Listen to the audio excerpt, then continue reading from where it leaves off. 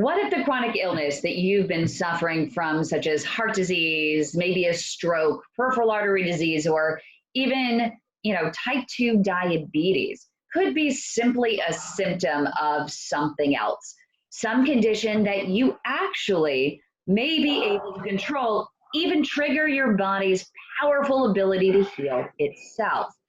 That's the core of what wellness expert and the author of The Vitality Secret, Neil Cannon, believes. Over the next few minutes, we are going to talk with Neil about how our current medical system began and how we diagnose and treat diseases today, in many cases ineffectively. We'll also get a better understanding of the one thing that is at the root cause of all chronic illness: inflammation. I'm sure you've heard that before. And we'll talk about why that is, as well as some of its triggers and things we can actually do about it. How do we get to that root cause of inflammation, which could be triggering whatever chronic illness ails us, whether it's heart disease, whether it's peripheral artery disease, or beyond.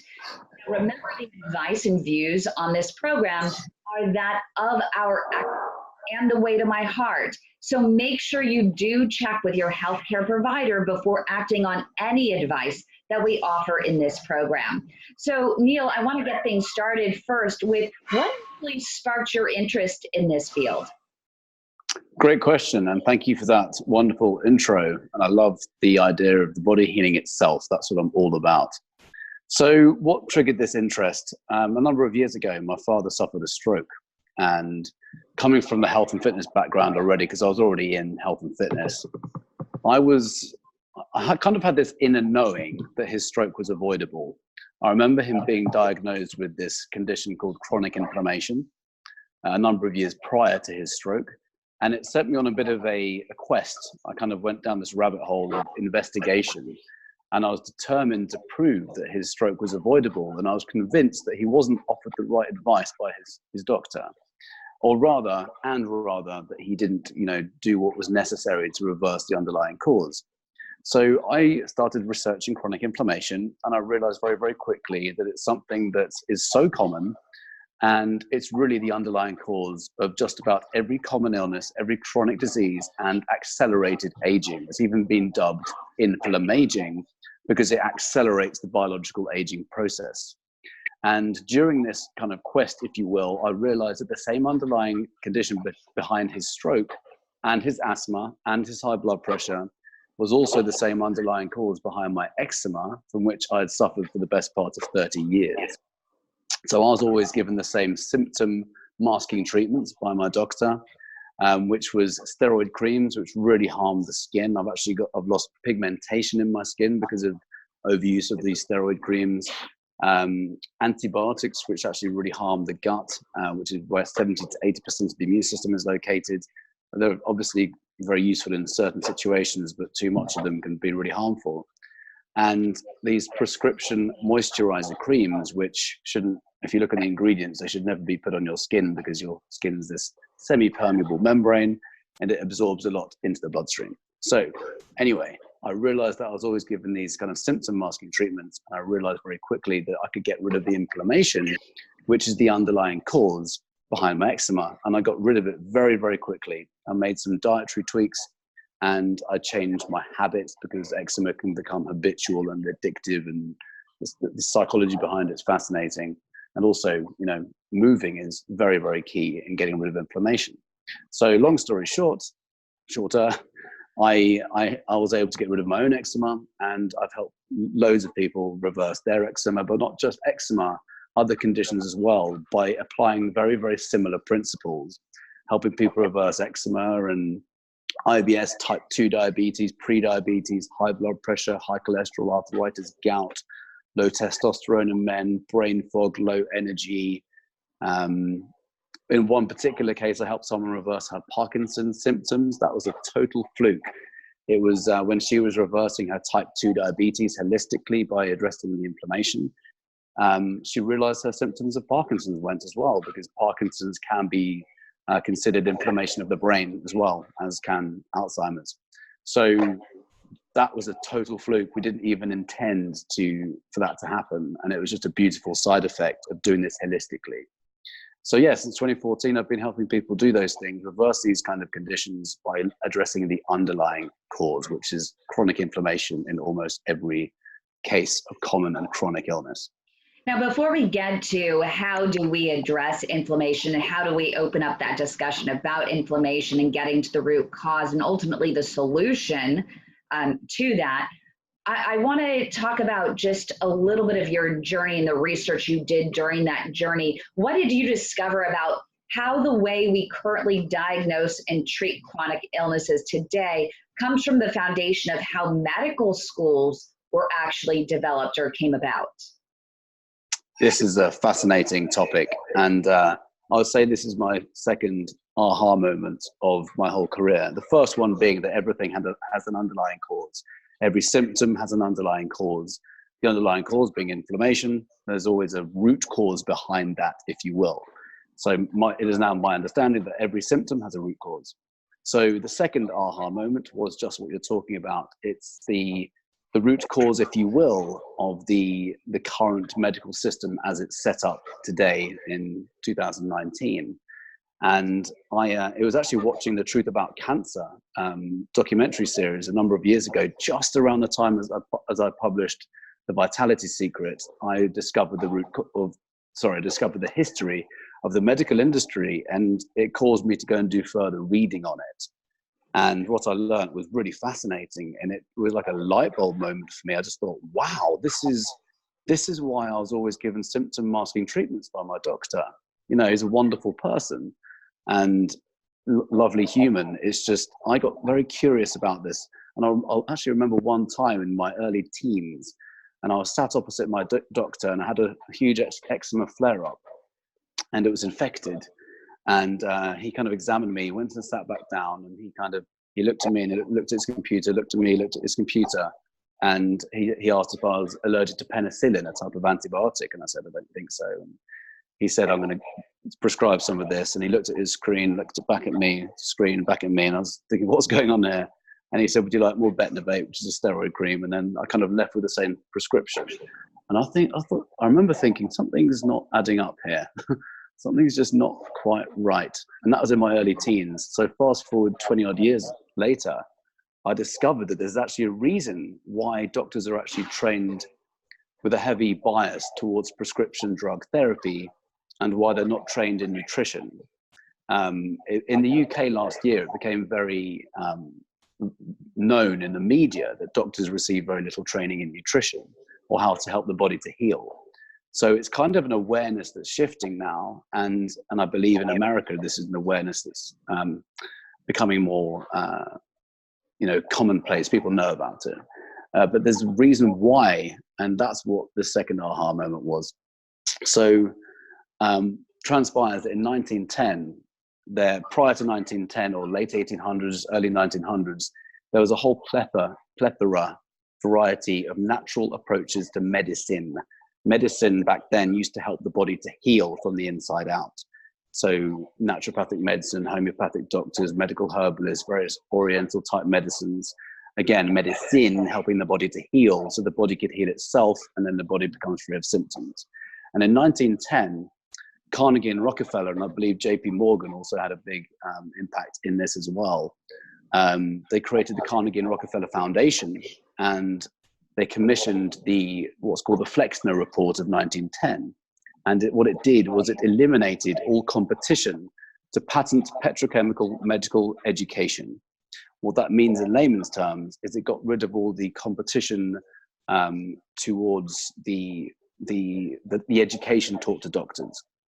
So remembering there are all of these natural approaches to medicine, they knew that it was not going to be a problem for them to influence the course material taught to doctors, basically, because it was a preordained report. They knew what the outcome was going to be, and they were able to influence the teachings, the education taught to doctors by investing or donating lots of money to various medical schools throughout the US. So between 1910 and I believe around 1950, hundreds of millions of dollars was poured into medical schools. Donors from the Carnegie and Rockefeller Foundation would sit on these boards of medical schools, and in exchange for their donations, they would be able to steer the education that was taught to these doctors in these medical schools. And those medical schools that were teaching this drug-oriented or heavily biased drug-oriented education to doctors, if they were teaching that kind of education about the drugs that Carnegie and Rockefeller are actually manufacturing, then they would receive more and more money. And it got to a point where if a doctor graduated without a Flexner-approved degree, he or she wouldn't get a job anywhere, and it's remained the same ever since. I do have a whole timeline in the book of at the time where all these homeopathic medical schools were shut down, and how chiropractors were prosecuted for practicing this thing called quackery, this thing that really came into the public eye around that time. The American Medical Association came on board as well. They were paid by Carnegie and Rockefeller, and they started to close down the more respected medical homeopathic medical schools, and they're all shut down. Chiropractors prosecuted over 30, 40 years. And in the end, as I said, if a doctor graduated without a Flexner approved degree, that's basically meaning it's drug oriented, he or she wouldn't get a job anywhere, and it's remained the same ever since. So that's why today. And what is so amazing to me is that not one of the pharmaceuticals that I've seen actually tackles the inflammation in the body. And yet in every basic panel that you get, they always measure your CRP, and they say, well, you have a lot of inflammation in your body, but we're going to give you this medication to manage your cholesterol. And we're going to give you this medication that's going to thin your blood. And we're going to give you this antiplatelet medication or anticoagulant. And they're just medication, but you just said, Doc, my inflammation is high. What are you doing there? Oh, we don't know what to do with that. We can only go here. But what if that's actually leading to this? We need to go there. Why can't we go there? Well, we don't have a drug for that. We don't have a surgical treatment for that. So what can we do? If inflammation is the root cause of what ails us, for the most part, not everything, but for the most part, how do we get to the root cause of our own individual inflammation? That's a really great question. And everything you just said is so key to know, because I see medications as they mask symptoms. So you think you're okay because your symptom goes away, but the underlying cause gets worse. This is what happened with my father. So he was prescribed, a localized steroid inhaler for his asthma, blood thinners for his high blood pressure. But what's happening underneath is this fire. Inflammation is like raging around the body. So the drugs mask the symptoms, so you think you're okay, but what's actually happening is the root cause is getting worse and worse and worse, unnoticed. Right, and it'll manifest in a variety of different ways. It may not be in the one that you've seen already. There could be something else brewing. Exactly, and circling back to something you just said, the drugs themselves can trigger other side effects as well. So whilst we think we are solving one thing, the drug's creating a side effect for which another drug is often prescribed. And it goes on and on and on, which is why it's almost considered normal to be on a cocktail of medications as we age, when in fact we don't need that at all. That's like a social way of living. It's like a social norm, but it's not a biological norm. It's my belief that we don't need to be on medications at all, and the body can heal anything, almost anything. So when it comes to common and chronic illness. So coming back to your question again, how do we get to the cause of the inflammation? We need to, firstly, you mentioned CRP, brilliant blood test. There are a number of blood tests to determine if we have inflammation, and C-reactive protein is one of them, or high sensitivity C-reactive protein, brilliant inflammatory marker test. I think we should all have them done every 6 months, every 12 months, because if that's high or elevated, we need to bring it down. So there's a number of things that trigger the inflammation. On a very simplistic level, it could be what we're eating. It's the fastest way to get rid of it, one of the fastest ways to get rid of it. If we're consuming food that the body doesn't recognize, it's going to trigger an inflammatory response. And inflammation is basically your immune system protecting you from foreign invaders. I call it foreign or alien invaders. It's as if something enters the body doesn't recognize it. The immune system goes into a state of defense, trying to protect you, which is a very healthy immune response. We'd die without it. The thing is, when it happens again and again and again and again and again, it's like the immune system is chronically like in an elevated state, trying to protect you. And that's when your body very cleverly creates symptoms like messengers communicating with you that something's out of balance. It's like, hey, Neil, or whatever your name is, your body's out of balance. Therefore, I'm going to show you this symptom so you can take some action to get rid of the symptom. So the way I see it, I see symptoms as messengers. I see them as these beautiful gifts from the body indicating change is necessary. I don't see it as an invitation to go and take pharmaceutical medications. Sure, they might be very useful short term to stay alive. They're very, very life-saving. They're amazing in emergencies. My own parents are alive today thanks to medications, and I've got friends around, thanks to medications. It's just knowing where they're useful and where they're not. So if we need them to stay alive, great. But ultimately, we need to figure out why that inflammation is there in the first place, why my body is presenting to me these symptoms. So again, back to diet, there's lots of things in the current Western diet that shouldn't be called food. And that probably accounts for about 80% of what we find in grocery stores over here, because we're currently in the US.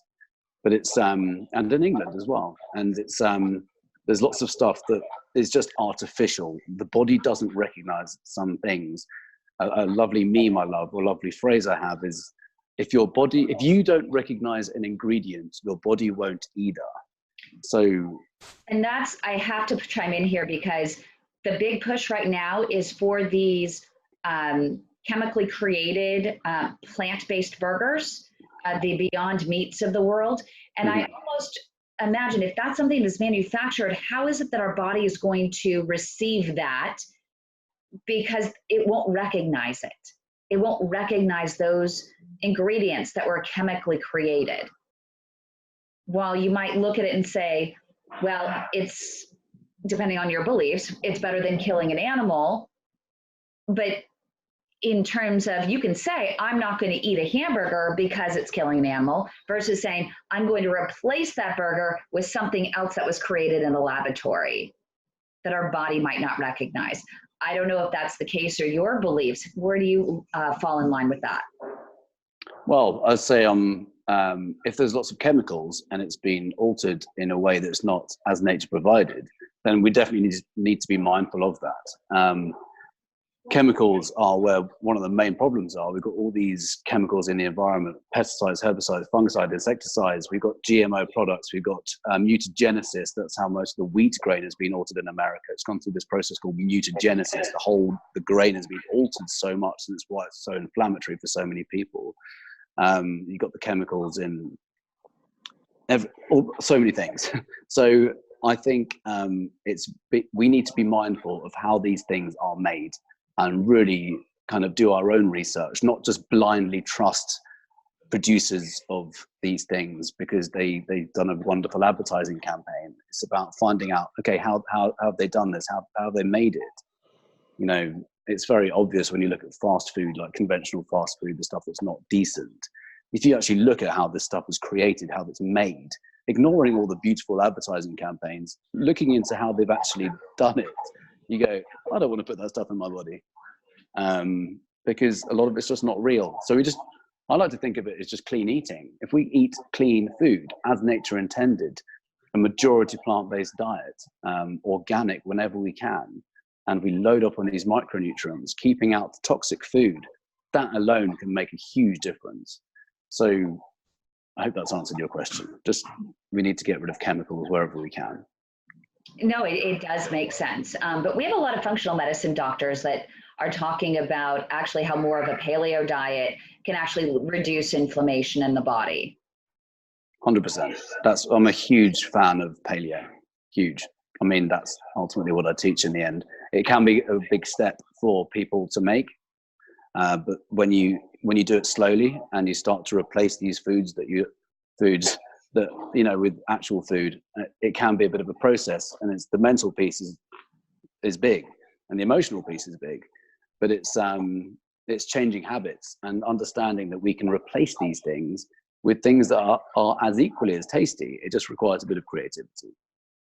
And so just going back, because I've interrupted you a little bit along the way, and brought you in a few different directions here. I'm sure people are still wondering, but how do I get to the root cause of my inflammation? My doctor is not supporting me on this. They're not on this journey with me to discover that root cause. How did they figure out, yes, okay, they can change their diet a little bit, but we also just had, someone who had a daughter. She's been, the mother has been literally, she shifted their diet significantly, and she has these creative recipes replacing, certain foods with cashews and, whatever. Everything just seems really natural. And then suddenly her daughter comes up with a connective tissue disorder. And she says, well, maybe the healing is on the way because of the foods I've been doing. And I'm wondering if maybe even within some of those foods, you have to kind of get to the, well, are you as an individual sensitive to that particular food? Which is a question that several people have. Everyone is diet dependent upon, body type, blood type, and the individual? I mean, do you have to really get down to those levels, not just the fact that it's organic and pure and whatever? So everybody is different. I don't think there is ever a one size fits all. Everyone's microbiome is constantly changing. That's our gut bacteria, where right. Most of the, where digestion takes place, where energy is created. And that the microbiome is constantly changing. So one inflammatory thing for someone might be totally fine for someone else. I think there's a few general things that we can eliminate. I mean, if we're talking about nutrition alone right now, there's like, you can do an elimination diet and just go super clean and see what happens. If that does nothing, I mean, sorry. No, and that's why you were suggesting that maybe get your CRP tested every 6 to 12 months and try things in a certain, set of increments, yes. Right? Yes, and there's a brilliant test called Viome, which is a microbiome test. You send off a stool sample, they will analyze your stool sample, and they'll give you specific directions as to what to avoid and what to consume. So your main stresses, I don't know why I'm doing that, stresses on the body to avoid, and your superfoods, the ones to consume to bring your microbiome back into balance. So there's ways of fast forwarding the process, if you don't want to just do the elimination diet. So you can do that. You can do gene testing. You can do various different tests to see what's going on. And you can do various blood tests. I mean, to find out if there is an inflammatory thing in the diet, that's probably the fastest way to get to it. But then I work across four pillars of vitality, I call them. So physical, mental, emotional, and spiritual. Spiritual really meaning energy and understanding us as energy and interconnectedness between all things. That's when things get really interesting. But we need to understand how our thoughts and beliefs, which are the language of the brain, and emotions, feelings and emotions, which are the language of the body, how they can actually impact the electrical systems in the body. And ultimately, when we're in harmony, that's when everything works. My word of the year is harmony. Because when you have harmony across all of these areas, physically, mentally, emotionally, and spiritually, everything comes back into alignment and the body is working optimally again. I just think the diet is the fastest way to get results for most people. And of course, making sure we're physically active. We have to be active. We can't outsource movement. We need to get oxygen pumping around the body. It's our number one life fuel. So and it's a very fast way of getting rid of inflammation as well. If you're sedentary, you're going to have toxins building up. The lymphatic system, for example, the waste disposal part of the immune system, requires movement and your body temperature to raise ever so slightly for it to be most effective. That's like your waste disposal part of the immune system. If you're not active, that builds up. Like, you've probably heard that sitting is the new smoking and that sedentary lives is killing people. There's a reason for it. They're under-oxygenated. I'm kind of going off on a tangent a bit here, but it's there's a number of different avenues to find the root cause, and it's not generally an overnight thing. It's kind of trial and error, and I call it reverse engineering. It's like, okay, let's see where you are physically, mentally, emotionally, spiritually, and over time you can find out what might be causing the imbalance. A lot of this comes down to emotions, and it's a whole story for another video. But our emotions play a massive impact on the health of our biology, of our immune systems, everything like this. So yeah, when I work with people, it's about bringing people back into harmony and understanding that we have a lot of power to respond to the world around us in different ways that actually changes our biology. And it's quite exciting, actually. And I don't expect to go into everything today. My whole goal with our first session here is to just inspire people to want to get to the root cause of what's going on with them. I want them to feel empowered. I want everyone to feel empowered. 100%. Hey, you know, we can do something about it, and we're going to do something about it together. And I want them to join us, you know, in the future during these sessions so that they can ask you questions real time with what ails, you know, with, you know, helping them and inspiring them in their current state. To move forward, at least get some sort of jump start to figuring out what's really, really going on. What's the root cause? And I know, as you said, I believe in the spirituality aspect. I believe in the emotion. I believe in, you know, that attitude. I had a friend who was diagnosed with terminal cancer, and he said, "You have 3 months." And she said, "But what if I want to live longer?" He said, "Well, when you leave this room, don't ever speak a word of it." And well, I don't know what you mean. He said, the more you talk about it, the more it defines you, the more that's going to become a reality. He said, if you want to live longer, you're going to get to the root of what's driving this, what's fueling this. And you're going to actually define who you are as a person, who you want to be going forward. She did, and she's now still alive 15 years later. Incredible. I just got goosebumps as you said that. It's everything, because the more energy we give to something, the more focus we give to something is where the energy expands. So if you give so much attention to an illness or a disease, I like to call them symptoms, and the more you talk about it, the more it becomes bigger in your life. And it's counterintuitive to how we've all been kind of brought up. But just like you're saying, never talk about it again. Like, I am healed. I'm living a vital life. I love the word vitality because it just encompasses all and everything about living an elevated life. If you imagine on a vibrational level, and I'm talking, I guess this is where the spiritual component comes in. If we give attention to something which is low vibration, like an illness or a disease, that's what's going to expand. And I'm doing it down here to kind of mimic that.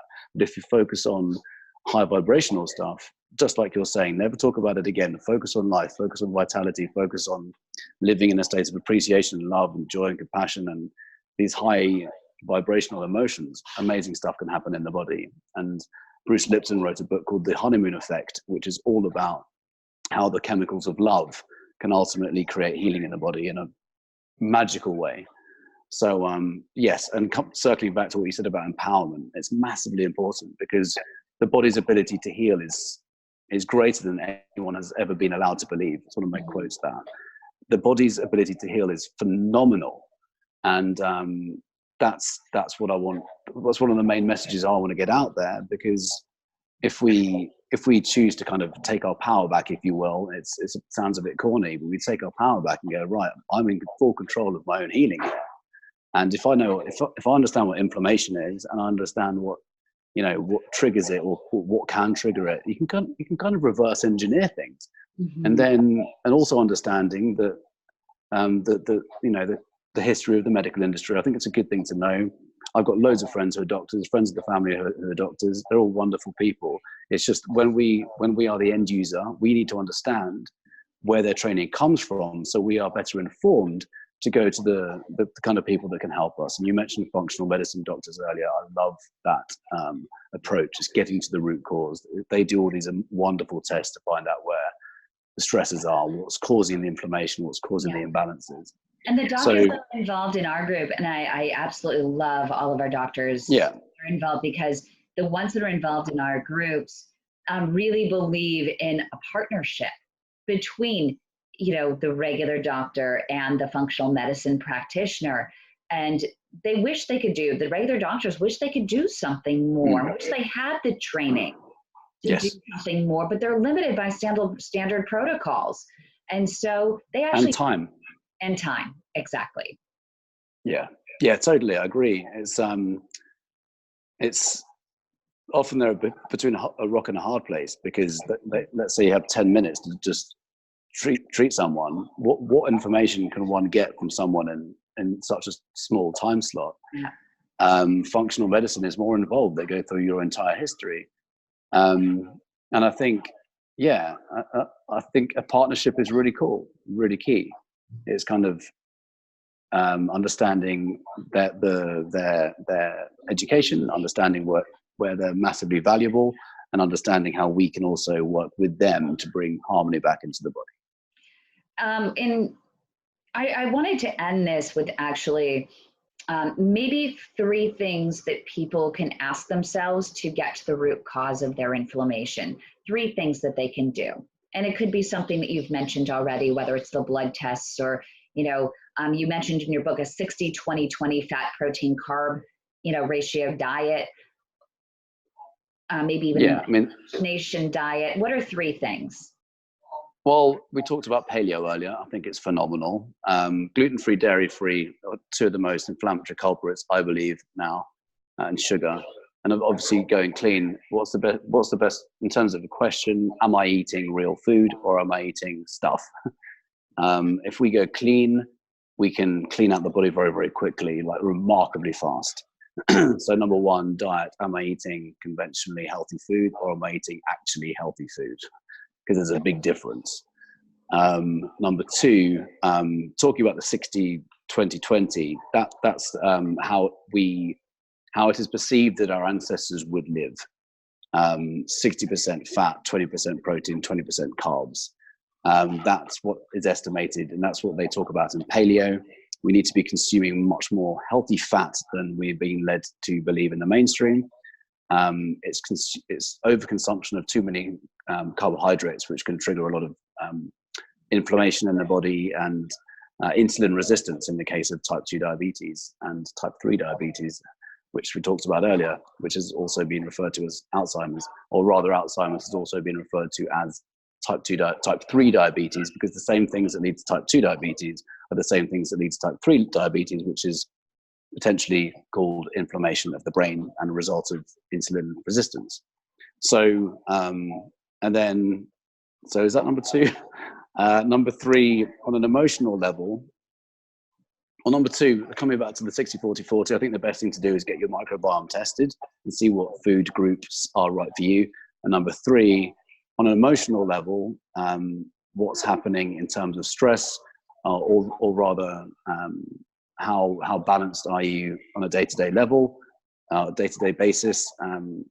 Stress is really an internal response to external strains, so we can change our reaction to the world around us all the time. And I never learned this growing up through school or with parents or university twice. I never learned this until I landed myself in various transformational programs and Tony Robbins programs and spiritual stuff. But we have so much power to change our perception of our world around us in order for stress, this thing called stress, not to impact our biology. So I would really encourage people to think about remaining calm as much as we can and be in a state of love and appreciation and joy as much as we can, because that has a tremendous effect on our biology. I always say to live an unconditional life, that life is going to be filled with conditions, but you really need to live an unconditional life. The things that happen to you, you have control in how you feel about it and how you perceive it. Thank you so much, Neil Cannon. He is a wellness expert and author of The Vitality Secret. He is offering his book for free, so make sure you go to vitalitysecret.com/book and get your free download of his book and join us in future sessions.